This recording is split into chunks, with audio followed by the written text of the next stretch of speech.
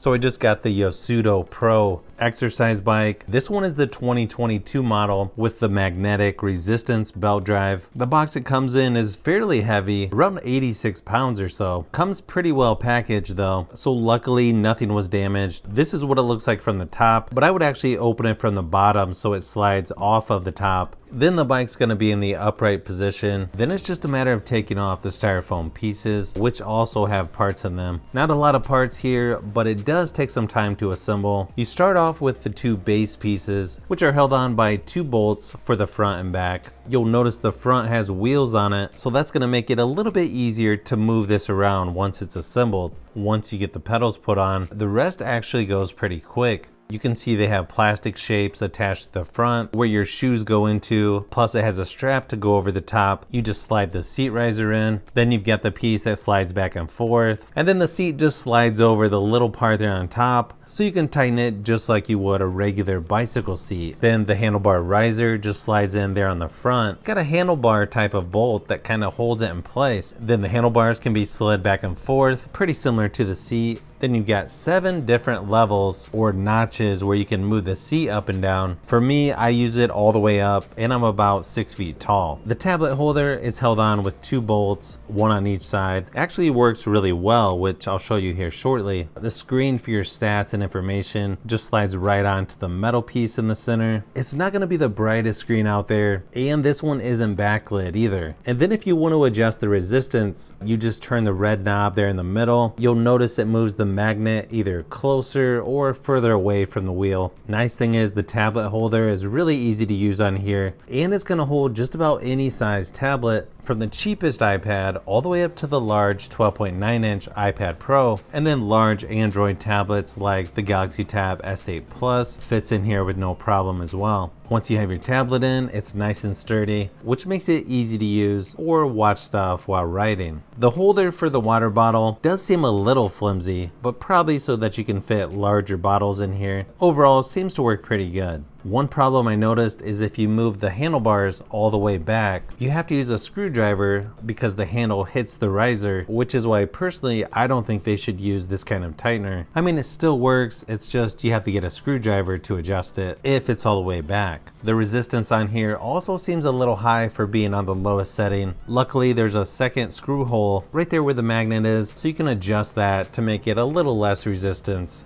Now the pedals on here are made of metal, so you're going to want to use tennis shoes. I did happen to try my off-brand Crocs, and they just fit inside the plastic part in the front, so I may use those from time to time to see how it goes. But overall, pretty easy to get your feet into the pedals, and to me it looks like you could replace the pedals with just about any type of pedals that fit a regular bicycle. Here's what the bike sounds like while riding. It isn't going to be completely quiet, but not bad in my opinion. If you have headphones on or turn your iPad volume up, you're probably not going to notice it that much. And it seems to be about the same amount of noise pedaling forwards or backwards.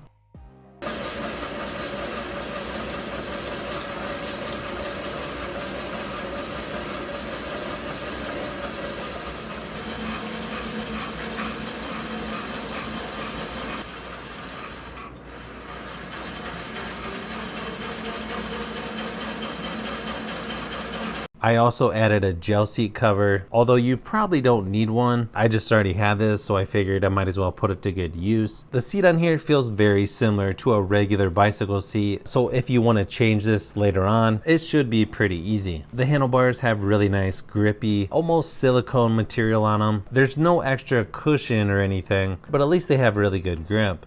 Like I said earlier, the screen on here is not that great and not very bright, and it's probably the weakest part of this bike. I'll probably use it for now, but I'll probably look into some aftermarket options. I know there's some out there that you can add to any exercise bike where you can use a mobile app, so I'll definitely have to do some more research on that. And this bike actually fits me pretty good. I'm right around 6 feet tall, and it feels pretty comfortable when riding. Overall, this bike is pretty good value and is a good affordable option for most people out there, especially if this is going to be your first exercise bike. Thanks for watching, and I'll see you on the next one.